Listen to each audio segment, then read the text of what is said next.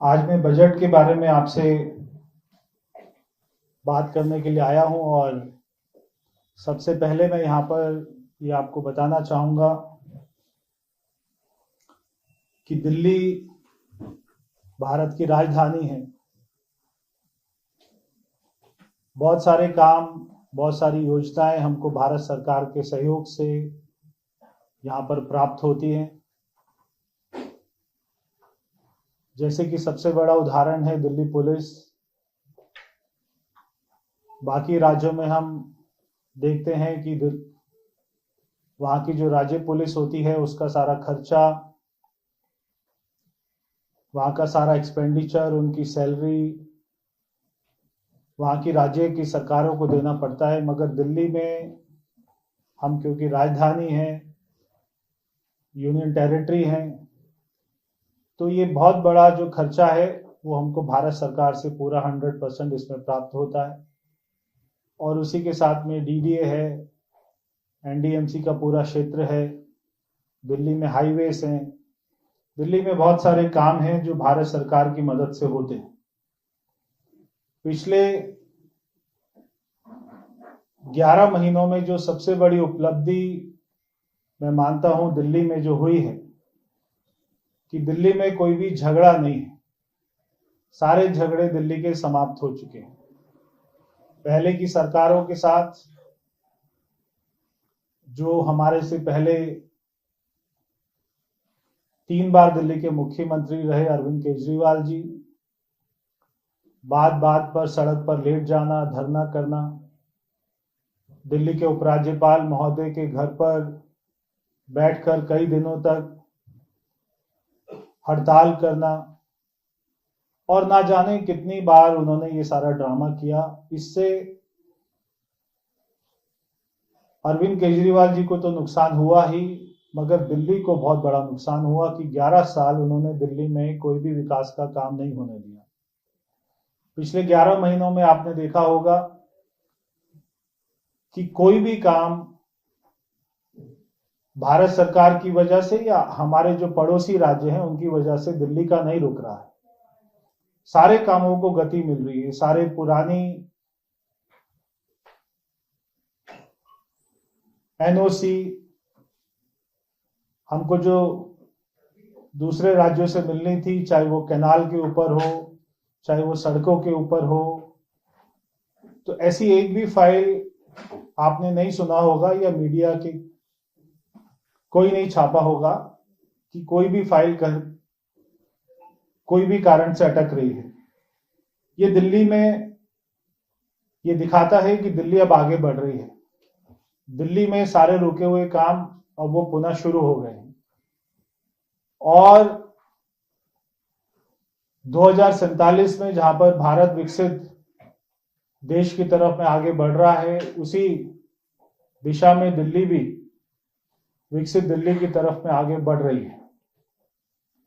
जहां पर पूरी दुनिया में इकोनॉमी की हालत खराब है, वही हमारे प्रधानमंत्री जी का मैं धन्यवाद देता हूं, उनकी सोच का धन्यवाद देता हूं, उनकी नीतियों का धन्यवाद देता हूं कि उन्होंने देश को ना केवल कोविड के सिचुएशन में संभाला, बल्कि हर इकोनॉमिक फ्रंट पर उन्होंने देश को पूरी दुनिया में सबसे आगे लाकर खड़ा किया।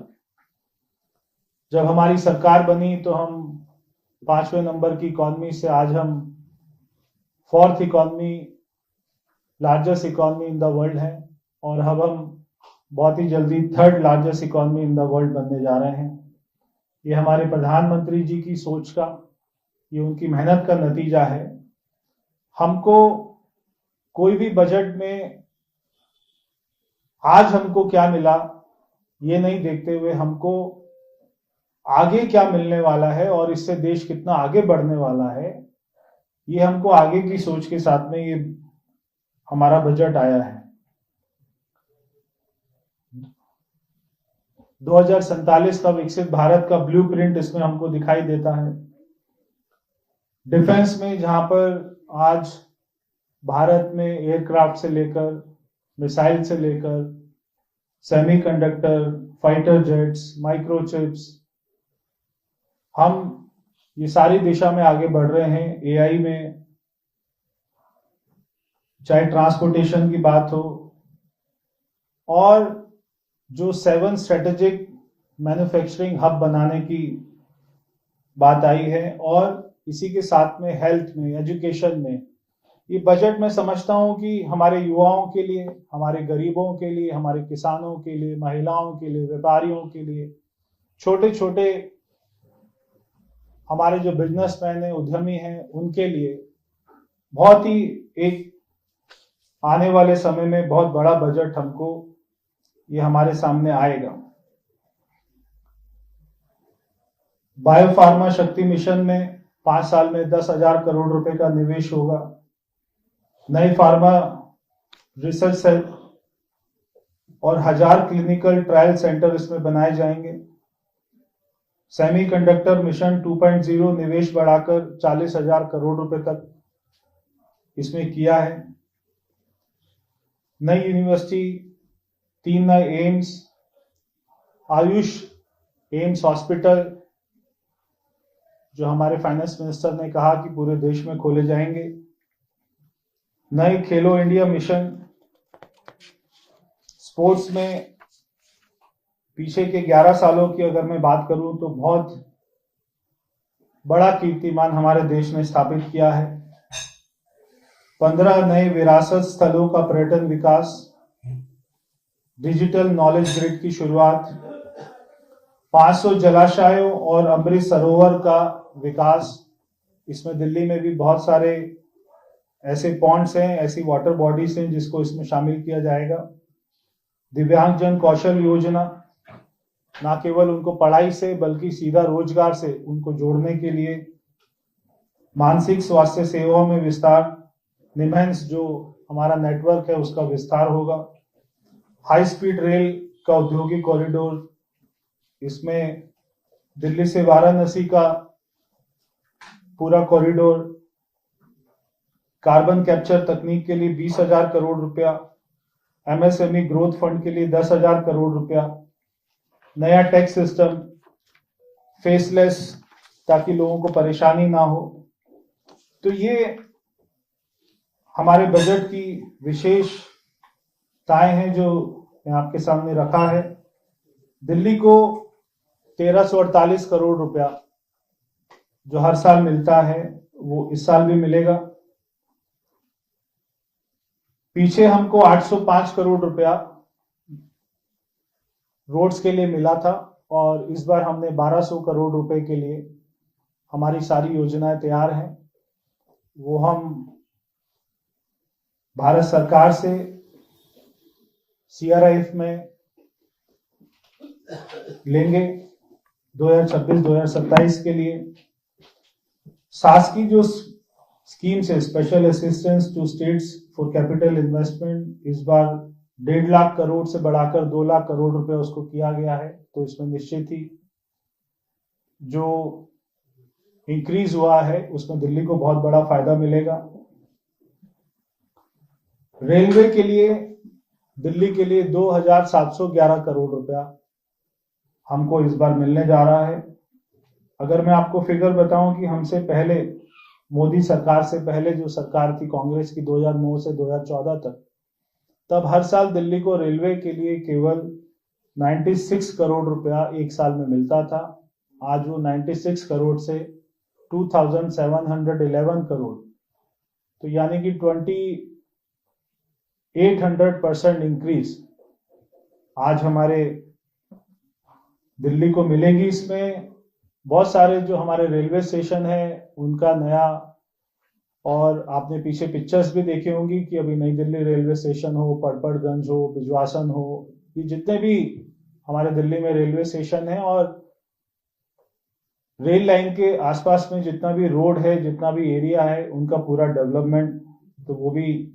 और ये एक साल के लिए 2,711 है। हर साल हमको अगर इतना पैसा मिलेगा तो दिल्ली का बहुत ज्यादा विकास हो सकता है। दिल्ली में जहां पर एमसीडी के हॉस्पिटल हैं, दिल्ली सरकार के हॉस्पिटल हैं, वैसे ही भारत सरकार के बहुत सारे हॉस्पिटल हैं जो दिल्ली की जनसंख्या का बहुत बड़ा एक जो हमारा स्वास्थ्य सेवाओं का प्रेशर है वो उसको हमारे साथ में शेयर करती है भारत सरकार के हॉस्पिटल।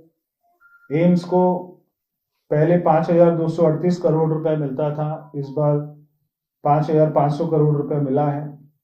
ऐसे ही सफदरजंग हॉस्पिटल को भी पहले से बढ़कर पहले 2,045 करोड़ रुपए मिलता था, इस साल 2,170 करोड़ रुपए। आरएमएल को 1214 करोड़ से 1,450 करोड़ रुपए। लेडी हार्डिंग को 770 करोड़ से 780 करोड़ रुपए। तो सारे हॉस्पिटल्स में भी वहां पे अच्छी सेवाएं हो। और इसी के साथ में जो सेंट्रली स्पॉन्सर्ड स्कीम्स हैं, इसमें जो यूटी विधानसभा है, जहां पे विधानसभा चलती है और वो यूटी है, ऐसा दिल्ली है और आपका JNK है, पौंडुचेरी है, ये तीनों यूटीज के लिए पैसा बढ़ाकर इस बार 13,611 करोड़ रुपए किया है। तो वो, और इसमें सबसे बड़ा शेयर मुझे लगता है कि दिल्ली को मिलेगा। बहुत सारी सेंट्रल स्पॉन्सर्ड स्कीम हमारी दिल्ली में चलती हैं। जैसे पहले अगर मैं बात करूं कि आयुष्मान योजना तो थी नहीं, तो दिल्ली में आयुष्मान योजना को लाभ ही नहीं मिलता था किसी को भी। बहुत बार हमने इसके लिए हमारी पार्टी ने प्रदर्शन किया, बहुत ज्यादा मांग करी, मगर पूरे देश में लागू होने के बाद भी दिल्ली के लोगों को 10 लाख रुपए का लाभ नहीं मिलता था। हमारी सरकार बनते ही 11 महीना पहले जो सबसे पहले घोषणा हुई वो आयुष्मान योजना की हुई। सारे दिल्ली के लोगों के कार्ड बनना शुरू हुए, उनको इसका लाभ मिलना शुरू हुआ। तो एक एक आदमी को 10 लाख रुपए तक का मेडिकल का लाभ ये मिलना शुरू हुआ। ये हमारी सरकार की सबसे पहली और बड़ी एक जो है हमारी विजय थी। तो बहुत सारी और भी स्कीमें, जैसे PM सूर्य घर मुफ्त बिजली योजना, आयुष्मान भारत, PM जन आरोग्य योजना, PM कौशल विकास योजना, स्कॉलरशिप स्कीम्स, PM स्वनिधि योजना, स्टैंड अप इंडिया, मुद्रा लोन, जन औषधि योजना, ऐसे बहुत सारे स्कीम्स हैं सेंट्रल गवर्नमेंट की जो दिल्ली में वो पहले की सरकार जो थी केजरीवाल जी की, वो इसको लागू भी नहीं होने देती थी और इसका पूरा यहाँ पर विस्तार नहीं हो पाता था, लोगों को फायदा नहीं मिल पाता था। मगर हमारी सरकार बनते ही भारत सरकार की सारी स्कीम जो पूरे देश में कोई भी राज्य में चलती है, आज वो दिल्ली में भी उतने ही उत्साह के साथ चलती है और लोगों को इसमें बहुत बड़ा फायदा भी होता है। तो ये, और अगर मैं इसके अलावा बात करूं तो चाहे पानी के लिए है, चाहे रोड्स के लिए है, चाहे ये जितने भी काम है, जैसे हमको चंद्रावल वाटर ट्रीटमेंट प्लांट के लिए 380 करोड़ रुपए मिला। तो ऐसे जितने भी वाटर ट्रीटमेंट प्लांट हैं, STP प्लांट हैं, या लोगों के घर में सीवर, तो जल बोर्ड में हमारे बहुत सारे ऐसे काम हैं जिसमें हमको भारत सरकार से पैसा मिलता है। हम उनको समय समय पर स्कीम बनाकर भेजते रहते हैं। जैसे जैसे हमको रिक्वायरमेंट आती है वैसे वैसे स्कीम बनाकर भारत सरकार को भेजते हैं और हमको हर बार वहां से पूरा सहयोग मिलता है। पानी के लिए, सड़क के लिए, फ्लाईओवर बहुत सारे ऐसे होते हैं। जैसे हमारी सरकार बनते ही हमने मुल्का रोड के सामने जो रोड था, नेशनल हाईवे है, उसको हमने NHAI को ट्रांसफर किया। ऐसे ही आश्रम से फरीदाबाद रोड को NHAI को ट्रांसफर किया। तो बहुत सारी रोड है जो हमारी स्टेट के साथ में, आसपास के स्टेट के साथ में कनेक्टेड है। वो भी जब हम NHAI को बोलते हैं कि आप ये रोड बना दीजिए, आप इसको हैंड ओवर ले लीजिए, तो वो हमको कभी मना नहीं करते हैं। तो उनमें जो हजारों करोड़ रुपए होते हैं, जैसे सबसे बड़ा एग्जांपल है UER-2, ये रोड का केवल दिल्ली के लोगों को फायदा है। और सबसे बड़ा फायदा ये है कि जो बाहर के राज्यों से लोग आते थे, जो वहां से चंडीगढ़ से आ रहे हैं, जिनको फरीदाबाद जाना है, वो आज वो दिल्ली में प्रवेश नहीं करते हैं। जो सारे बड़े बड़े व्हीकल थे, आज वो दिल्ली में हजारों की संख्या में, लाखों की संख्या में ऐसे बड़ी बड़ी गाड़ियां जो दिल्ली में आती नहीं, जो बाहर से बाहर ही निकल जाती है। तो उसमें 8,000 करोड़ रुपए मिला, 8,000 करोड़ रुपए लगा। वो 8,000 का 8,000 करोड़ रुपया भारत सरकार ने लगाया।